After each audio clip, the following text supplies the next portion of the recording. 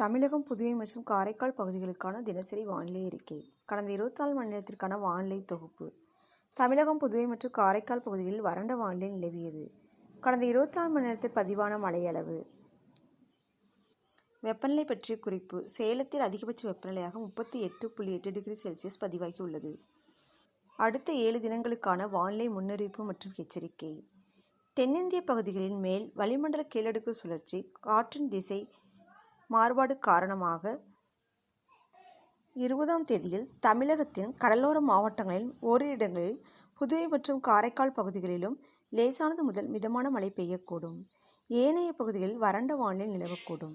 21ஆம் தேதியில் தமிழகத்தின் கடலோர மாவட்டங்கள் மற்றும் அதனைச் சுற்றிய மாவட்டங்களில் ஓரிரு இடங்களில், புதுவை மற்றும் காரைக்கால் பகுதிகளிலும் லேசானது முதல் மிதமான மழை பெய்யக்கூடும். ஏனைய பகுதிகளில் வறண்ட வானிலை நிலவக்கூடும். 22ஆம் தேதி மற்றும் 23ஆம் தேதிகளில் தென் தமிழகத்தின் ஒரு சில இடங்களில் லேசானது முதல் மிதமான மழை பெய்யக்கூடும். ஏனைய பகுதிகளில் வறண்ட வானிலை நிலவக்கூடும். 24 மற்றும் 26ஆம் தேதிகளில் தமிழகம், புதுவை மற்றும் காரைக்கால் பகுதிகளில் வறண்ட வானிலை நிலவக்கூடும். அதிகபட்ச வெப்பநிலை பற்றிய முன்னறிவிப்பு. 20 மற்றும் 21ஆம் தேதிகளில் தமிழகத்தில் ஒரு சில இடங்களில் அதிகபட்ச வெப்பநிலையாக 37 to 39 டிகிரி செல்சியஸை ஒட்டியும், இயல்பை விட 2 முதல் 3 டிகிரி செல்சியஸ் அதிகமாகவும் இருக்கக்கூடும். அதிக வெப்பநிலை மற்றும் அதிக ஈரப்பதம் இருக்கும் பொழுது அசௌகரியங்கள் ஏற்படலாம். சென்னை மற்றும் புறநகர் பகுதிகளுக்கான வானிலை முன்னறிவிப்பு.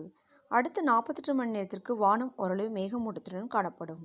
அதிகபட்ச வெப்பநிலையாக 33 to 34 டிகிரி செல்சியஸ் ஒட்டியே இருக்கக்கூடும்.